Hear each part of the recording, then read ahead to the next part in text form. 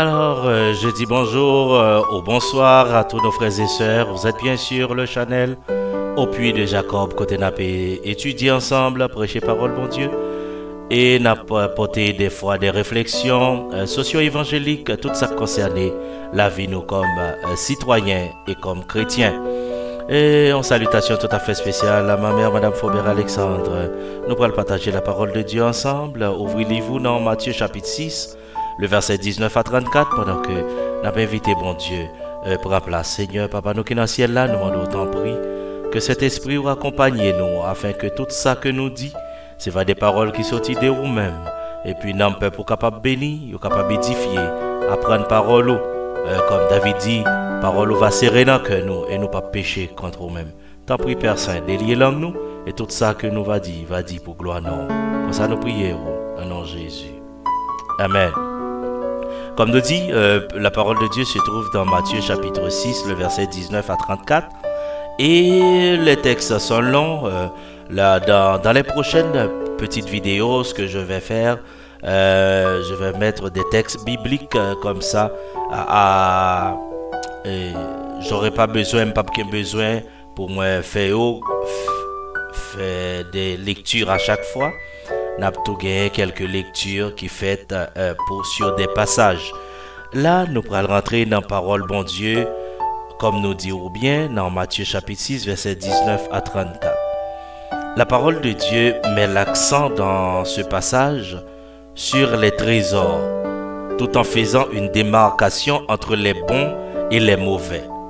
Avant de voir ce que le Seigneur veut nous dire sur les bons trésors et les mauvais trésors, regardons ce que c'est qu'un trésor.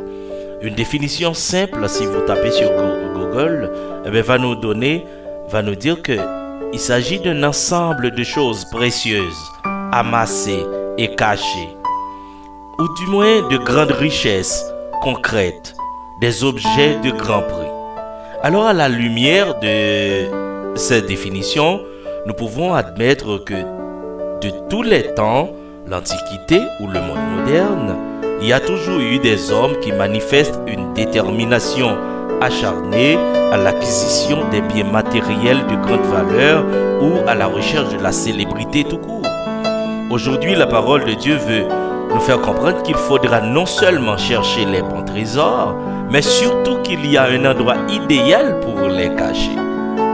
Mon message central pour ce sermon est: si nos trésors sont cachés dans le ciel, nous n'aurons aucune inquiétude au cours de notre vie terrestre. Nous nous proposons de le voir en trois phases. Premièrement, l'enseignement de Jésus sur les trésors. Deuxièmement, les principales causes qui sont souvent source de nos inquiétudes. Et puis, à la troisième phase, je vais conclure tout en exposant des applications assorties de quelques petites illustrations. Donc voyons notre premier point concernant l'enseignement de Jésus sur les trésors, les mauvais trésors et les bons trésors. L'enseignement de Jésus dans Matthieu 6, verset 19 à 24 nous parle des mauvais trésors. Ne vous amassez pas des trésors sur la terre où la teigne et la rouille détruisent et où les voleurs percent et dérobent. Selon la culture de l'époque, les maisons des Palestiniens n'étaient pas aussi solides et sécuritaires comme les nôtres. Il n'y avait non plus d'institutions bancaires telles que nous les connaissons aujourd'hui. Les gens accumulaient leurs biens chez eux dans toutes sortes de lieux pouvant être considérés comme des cachettes sûres, à l'abri des voleurs. Moi-même, les petits petits, dès que quelque chose pour me connaître plusieurs de mes grands-parents, qui étaient cachés et l'argent soit en bas oreiller, soit en bas matelas, soit dans un petit coin dans galta comme on disait.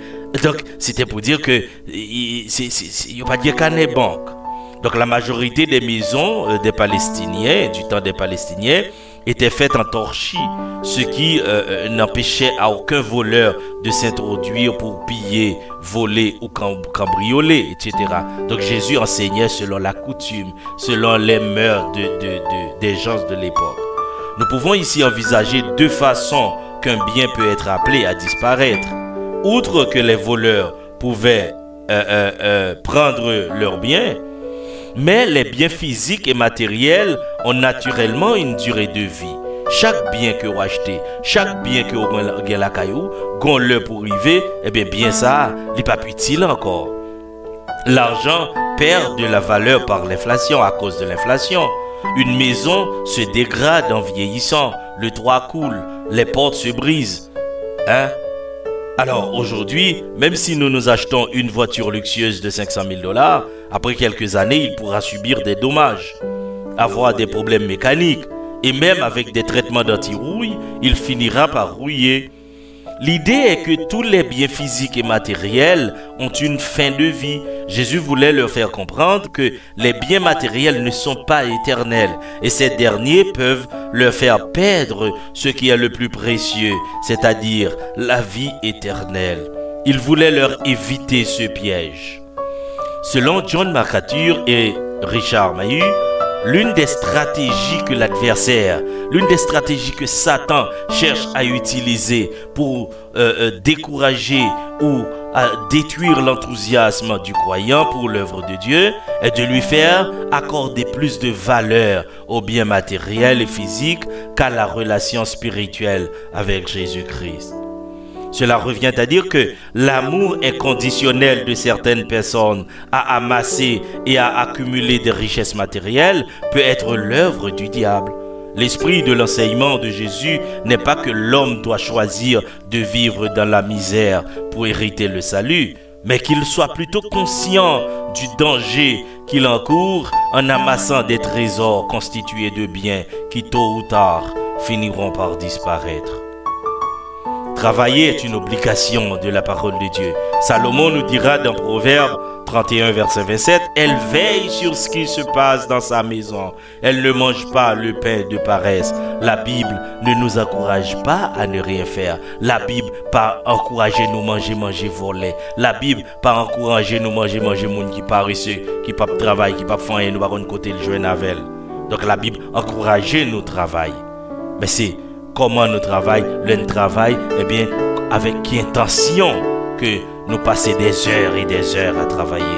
Le but de la parole de Dieu est de nous rendre conscients de notre nature d'homme pécheur, vivant dans un monde déchu, et que l'attachement aux biens du dit monde ne fera que nous conduire à la ruine avec lui. Cela s'illustre bien au verset 21 quand Christ va dire « Car là où est ton trésor, là aussi sera ton cœur. » Si vous êtes passionné des choses d'ici-bas, tout votre être risque d'être à leur service. Il y a des gens qui passent la majorité de leur temps à embellir leur maison, c'est pas mauvais, ou leur voiture, c'est pas mauvais. Mais c'est quel temps que vous prenez, à quelle période, à quel moment que vous le faites. Il y en a qui abandonnent leur fonction à l'église pour faire des heures supplémentaires, pas dans le but de subvenir à leurs besoins, mais pour acquérir plus de richesses, une deuxième, une troisième, une quatrième maison ou une voiture plus luxueuse. Dieu ne nous empêche pas de nous les procurer. Mais sacrifier notre vie spirituelle ou familiale pour les atteindre est déconseillé par l'Écriture. Quant à la renommée, nous pouvons la perdre par une erreur ou par des accusations. Dans le monde sportif, des champions ont déjà perdu leur titre suite au résultat d'un processus vicié. Donc on trouve que et sportif ça, eh bien il était trafiqué, il était bourré en bagaille quelconque qui te rend ni plus, il était plus énergie, et il perdit un titre pour ça. Donc rien n'est éternel. La comparaison des deux types de trésors implique la comparaison de deux vies. La vie dans ce monde perdu et la vie éternelle. C'est pourquoi Christ va préciser aux disciples et à la foule qui l'écoutaient qu'il y a de bons trésors à amasser. Comme je dis en Haïti, suspendre courir des goyaves, vieux goyaves vêtes, et bien pour l'eau, ou jouer une bonne pomme mûre pour capable manger. Et bien deuxièmement, les bons trésors, si au verset 20, 22, 24, Jésus va assurer les disciples qu'il y a certainement de bons trésors en leur disant: mais amassez-vous des trésors dans le ciel où la teigne et la rouille ne détruisent point et où les voleurs ne percent ni ne dérobent. Comment ferions-nous pour accumuler des trésors dans le ciel? C'est peut-être la question que vous vous êtes posée. Mais qui j'aime pas le faire pour m'accumuler des trésors dans le ciel là? Parce que là, on prend $20, mettez la banque, ouais. Mais comment m'a fait, ouais, trésor ça y qui dans le ciel là? Dieu nous a appelés pour servir. Jésus-Christ a lui-même déclaré qu'il n'était pas venu pour être servi, mais pour servir.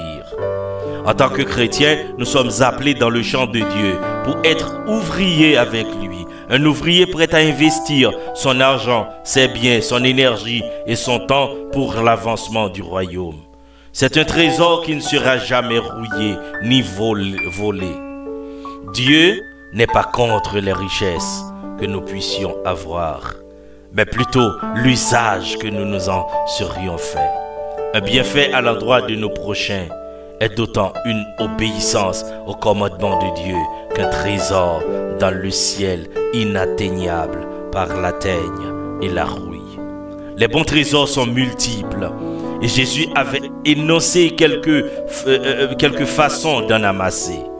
Dans le sermon sur la montagne, Jésus va dire à la foule de donner à manger à ceux qui ont faim, prier pour ceux qui les maltraitent, pardonner à ceux qui les offensent. Cette pratique de vie, mes bien-aimés, n'est pas une simple théorie. Cela demande un brisement spirituel du cœur, un brisement de cœur spirituel, comme vous voulez. Donc il nous faut être nés de nouveau pour jouir de la grâce de Dieu, laquelle grâce nous rendra capables de faire du bien, non seulement à nos prochains, mais davantage à nos ennemis, ceux qui nous dénigrent, ceux qui parlent mal de nous matin, midi et soir. C'est une invitation à vivre en conformité avec Dieu le Père. Ce qui a été dit aux disciples et à la foule qui les entourait nous concerne au même titre aujourd'hui. Nous sommes chrétiens pour être au service de Dieu. Pas un service à la recherche de la notoriété, ni pour obtenir des gains sordides.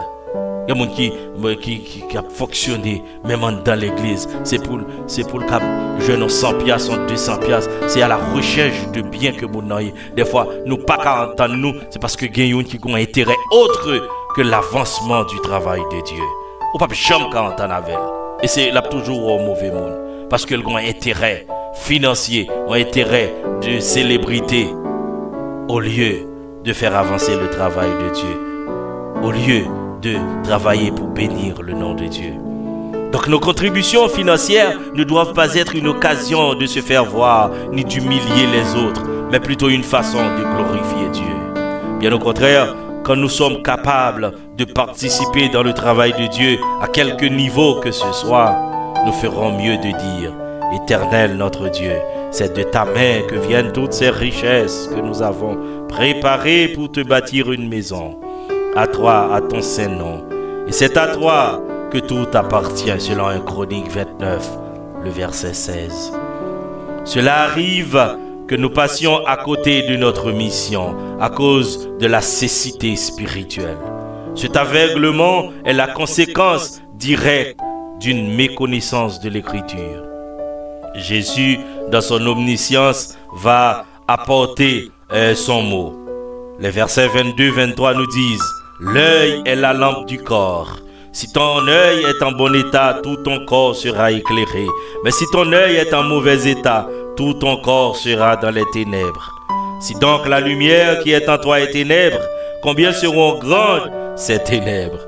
Le Seigneur utilise l'image de l'œil pour soulever l'aveuglement spirituel des gens.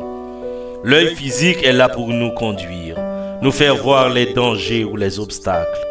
L'œil doit être en bonne santé pour que nous ne tombions pas dans les trous, que ce soit à pied ou en voiture. Par analogie, si l'œil spirituel est malade, il n'y a aucun doute que tout notre être, l'esprit, l'âme et le corps, finira par se trouver dans une vie de péché, une vie qui ne plaît pas à Dieu.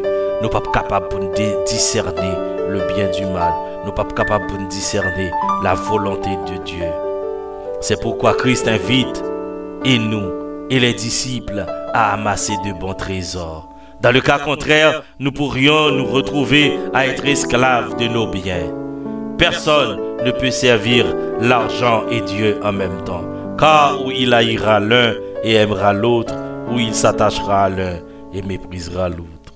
Vous ne pouvez servir Dieu et maman. Eh bien, mes bien-aimés, si nos trésors sont cachés dans le ciel, nous n'aurons aucune inquiétude au cours de notre vie terrestre.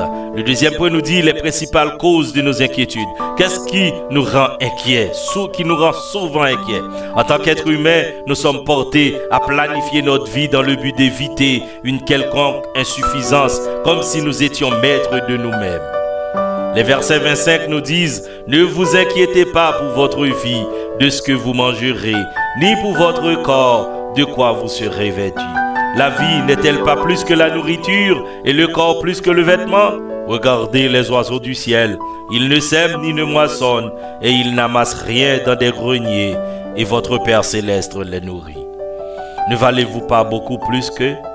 Eh bien, nous ne devons pas comprendre que Christ nous demande de vivre avec insouciance, non plus comme des oiseaux. D'ailleurs, la Bible condamne l'oisiveté. Certainement, nous vous encourageons à être prudents dans vos démarches, parce que Jésus lui-même nous l'a montré dans la parabole des talents, où il va nous enseigner sur le traitement réservé aux gens qui adopteraient le comportement de celui qui avait un talent. Bon Dieu, même si il apprend sur nous, mais c'est pas parce qu'il l'a encouragé paresseux, monde qui pas travail. Parce qu'il était paresseux, Jésus disait, ôtez-lui donc le talent et donnez-le à celui qui en a les 10 talents. Car on donnera à celui qui a, et il sera dans l'abondance. Mais à celui qui n'a pas, on ôtera même ce qu'il a. Matthieu 25, verset 28-29. Donc, nous devons faire confiance à Dieu notre Père pour ne pas sombrer dans l'inquiétude, pour le manger et le boire, au point d'être comme des gens désespérés. Nous devons être convaincus que la fidélité de Dieu est sans faille.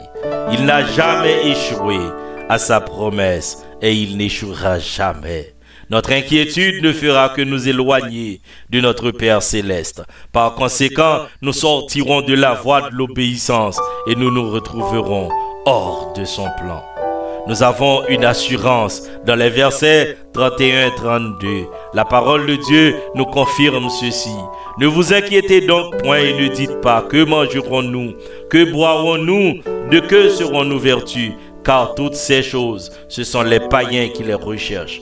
Votre Père céleste, il sait que vous en avez besoin. Ce n'est pas un homme qui a parlé, mais c'est Dieu à travers Jésus-Christ. Notre foi est en quelque sorte mise à l'épreuve. Avons-nous rencontré Jésus? Avons-nous cru en sa parole? Bon, si les païens vivent dans l'inquiétude, cela nous semble normal parce qu'ils n'ont pas l'espérance que nous avons. Jésus a combattu le souci angoissant d'un éventuel manquement en matière d'habits, de logement ou de nourriture qui habitait l'esprit des gens. Nous devons continuer à travailler et à être de bons économes. Mais au moment venu pour dépendre de Dieu, sachez qu'il est notre Père. Il ne nous laissera jamais orphelins. Les oiseaux et la fleur des champs dépendent de Dieu pour survivre. Nous avons plus de valeur aux yeux de Dieu que les animaux et les végétaux, d'autant plus que nous sommes l'unique espèce à être créée à son image. Donc, mes bien-aimés, faites confiance à Dieu. Autant de disettes, faites confiance à lui. Demandez et l'on vous donnera. Cherchez et vous joignez. Et cherchez, vous joignez. Frappez et appauvrir pour parole, bon Dieu. Qu'est-ce que nous pouvons apprendre de ce texte aujourd'hui dans un monde, ça que nous vivons là? Eh bien, fidélité, bon Dieu, c'est principale réponse à toute inquiétude. La fidélité de Dieu est la principale réponse à toutes nos inquiétudes. Nous avons vu qu'il y a de mauvais trésors et de bons trésors. Nos inquiétudes sont un facteur incontournable qui va déterminer le comportement que nous adopterons face à la quête des deux types de trésors.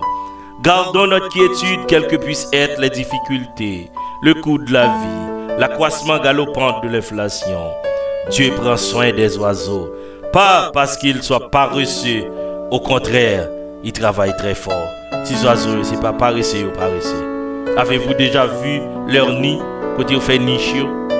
Ils n'ont pas de main, mais ils utilisent leur petit cerveau en vue de fabriquer un espace pour pondre et faire grandir leurs petits. Donc pensez-vous qu'ils regardent la télévision ou lisent dans les livres, les journaux? Suivent-ils la météo? Non, non, ces oiseaux n'ont pas de temps pour ça. Mais ils savent qu'en changer d'un territoire à un autre, à la recherche de la nourriture ou pour se mettre à l'abri des intempéries. Quelqu'un qui volait au Canada en été, ils connaissent les automnes pour arriver, pour aller faire route dans le sud. Ils ont volé 7-8 heures de temps. Ils volent des heures, voire des jours. Ils n'ont pas d'inquiétude. Ils ne souffrent d'aucun stress. Vous pensez que c'est parce que nos réflexions vont plus loin que... Ben, c'est peut-être vrai, c'est vrai. Mais nous pouvons réfléchir plus que les oiseaux sans négliger la toute-puissance de Dieu. Nos inquiétudes peuvent résulter de notre incapacité de placer notre confiance totalement en Dieu.